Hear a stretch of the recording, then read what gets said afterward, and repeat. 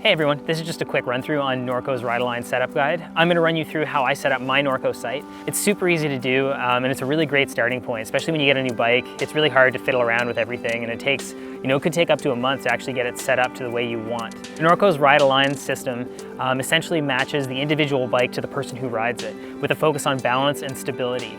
So it uses individual rider metrics, precise suspension kinematics, as well as their proprietary app technology to dial in your ride in a way that no one has ever really done before. So it's pretty cool. The Ride-A-Line setup guide is available through Norco's website and can be used to set up the 2020 Optic and Sight. I have the 29-inch wheel version of the Sight C2 with the Fox suspension kit. Once you've selected your bike model, you can enter your height, weight, and sex.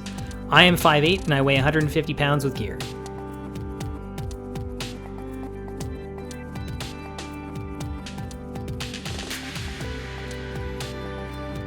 You then need to select your riding ability and offset, and then you're good to go. Just a quick note, if you select the second offset type, it'll make the rear suspension a little bit firmer and the fork a little softer.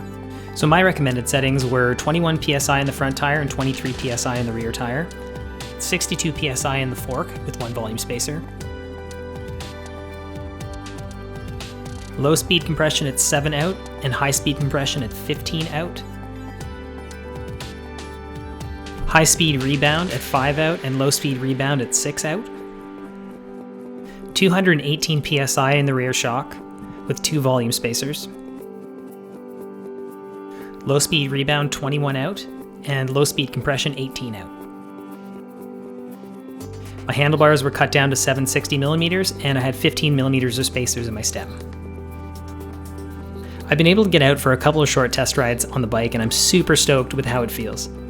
I only needed to make a couple small tweaks to the suggested setup, one being adding an extra 5mm of spacers to the headset, and 2 adding 2 PSI to the fork, but that's actually it.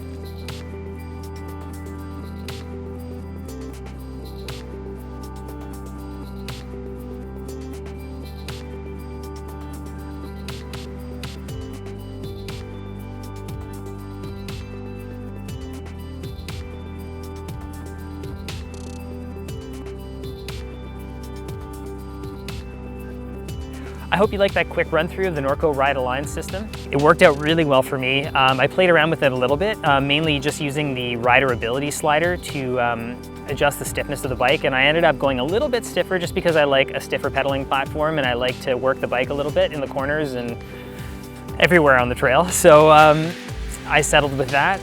And yeah, if you have any questions, drop a comment below. If you like the videos, hit the like button, subscribe to my channel, and stay healthy and stay safe out there. Peace.